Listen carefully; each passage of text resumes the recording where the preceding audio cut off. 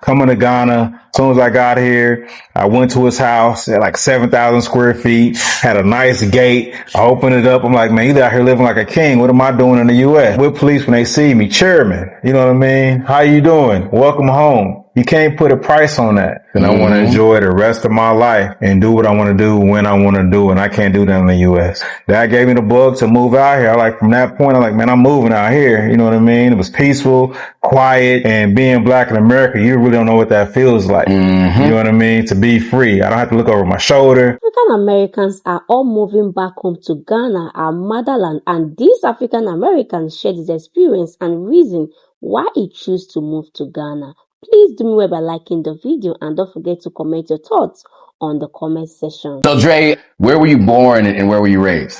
I'm from Kansas City, Missouri, born and raised. Okay. Coming to Ghana, I wanted to build a house. First, I was looking at beachfront, but the paperwork wasn't right, you know what I mean, in Ghana. So I couldn't move forward. I was going back and forth trying to figure it out.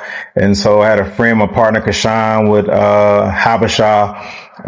He was posting all this stuff about Ghana on Facebook and had all these questions. He's like, man, just come. And so around December of 2019, I was seeing Daddy December, year return. I bought a ticket. It was like $2,200 last minute. I found a group on Facebook who was coming. So I joined the tour of like 9 ladies and toured all of Ghana, a lot of Ghana, in those 11 days, but I stayed here for like 3 weeks. So as soon as I got here, I went to his house at like 7,000 square feet, had a nice gate. I opened it up. I'm like, man, you out here living like a king. What am I doing in the U.S.? You know what I mean? Spinning my wheels, you know what I mean? And so that gave me the bug to move out here. From that point, I'm like, man, I'm moving out here. You know what I mean? It was peaceful, quiet. You have a peace of mind, the opportunities, the people, the culture, you know, the pros literally outweigh the cons for me. You know what I mean? Being a black man, I'm free out here. And being black in America, you really don't know what that feels like. You know what I mean? To be free. I don't have to look over my shoulder. Nobody's trying to kill me. It's a human conversation between me and the police if they do pull me over, where it's man to man. We can work this out. Everything that you do in the States is a jailable offense. It's not jailable here. Let's talk through this. You know what I mean? And so having that conversation with police when they see me, chairman, you know what I mean? How you doing? Welcome home. You can't put a price on that. My heart don't pound when I see police officers. I don't look back when I drive past them. I don't get a sweat, you know what I mean, on my forehead, underneath my underarms because police are there. I don't have certain places in Ghana I don't want to go to because I know police presence is going to be there. And so we restricted in the U.S. where I don't want to go over there because the police are tripping. We ain't did nothing, but just a thought and going through the BS, it don't make sense for us. So we carry a lot of stress that we don't need to carry. So when you come to Ghana, you able to let those bags go that we've been carrying, and you don't have that same weight that you have in the U.S. And so for me, the pros outweigh the cons, and me being in peace, having a peace of mind, having the opportunities out here, I can't go back. Got it. You came in the year of return, 2019. When did you move to Ghana? So you came for that visit. You said you were here for 3 weeks. How long was it before you moved? I kept coming back and forth. Then COVID hit. I actually got COVID the following year during that December, partying with everybody else. You know, had to get an IV, get my blood work, checked in the hospital, stayed overnight, paid less than $300 for that. You know, which was a plus. In the U.S., it's been like 5 racks. And I kept coming. As soon as they opened up the borders, because they shut it down for a little while, they opened it back up, and I kept coming back and forth. And I probably moved here like 3 years ago. Okay, so in 2021. Yeah, 2021 was the following year. I think I've been here 3 years, so we're in 25 now, so 2022. Okay. Yeah, 2022. Wow. All right, so you came for 3 weeks. It was that pivotal that you came back and forth often. When did you decide you were going to start working on this housing project? Somewhere around that time, because I was traveling the first about 3 plots of land. I was going to build my house out here, you know, but then I said, you know, people was coming back. I was doing tours too. So people was wanting to move here. They wanted to invest here. So you know what? Let me go ahead and facilitate for those people who want to invest. And then too, if I'm bringing people here, they need somewhere to stay. So I might as well make that money. And so instead of giving my $20,000, $30,000 to these hotels, let me go ahead and pocket that money myself for my own investment. So I wanted to invest in myself and my company out here. So that's when I got the idea to just build for everybody else as opposed to just building my property. Okay. Let's talk a little bit about the tour company. How did that come about and what kind of tours do you do? So I went on the tour and I liked the way it was handled. It was utilized my first time coming.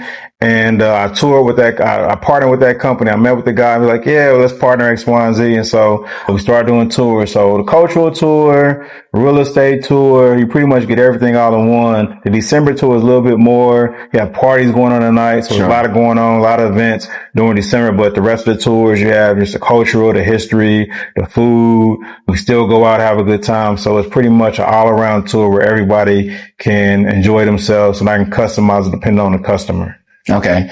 And how many people do you tend to have? I know you mentioned this one. You have 40 people? Yeah, 40 people. I had one before, about 52 people. Okay. And so probably average around like 30 something people, somewhere around there. I don't do as much as I could do because I'm focused on the real estate here. And so at some point I might do more tours, just hire somebody on to do that full time, or I'm not really doing it. How many tours per year are you doing? Probably around like 8 tours a year. Wow. So not a lot, you know what I mean, but enough.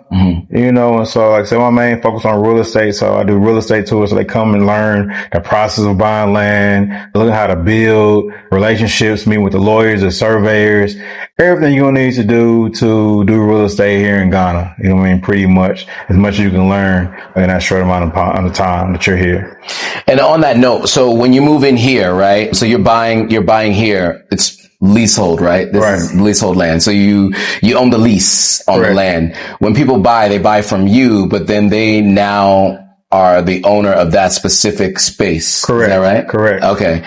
But what was that process like for you? I mean, getting the indentured and going through the process of finding the land. How long did it take you and what was it like? It was a pretty seamless process. Really? Because the guy knew, you know, he's a solid brother. You know what I mean? Do solid work. And so he wouldn't introduce me to somebody that he thought was fraudulent X, Y, and Z. Right. So the guy that sold me the land, he lives on the next junction or street over from this property. Okay. So I know where you live. I got to go to your house. If I'm going to buy something from, I need to know where you live and where you sleep at. Right. You know what I mean? Yeah. And so those are the things I do my due diligence to make sure that, hey, ain't going to be no issues. You know what I mean? And so he was transparent, had all his documentation, paperwork. The lawyers checked everything out. You know, the surveyor did what he had to do. And so everything worked out. You know what I mean? So I didn't have to go over no issues, X, Y, and Z. I met my neighbors. You know, you test the land. You put some on there. Make sure nobody's coming up to say there's an issue. Somebody live here. There's a litigation, X, Y, and Z. So it's a lot of stuff you have to do before you start building and paying people. And so that's a process that I went through, and it makes it easier for somebody to buy one of my properties because I already did the due diligence. I have all this here. And so, you know, it's hard to come and say X, Y, and Z after I did the due diligence and the owner and another person who sold him the land, you know what I mean? So everything pretty much checked out. So I just tell people in Ghana, nothing happens fast. You know, something happens fast, it's a red flag. You know what I mean? Walk away. If they ask for money up front, walk away. Get a good lawyer. Get a good licensed surveyor, your own surveyor.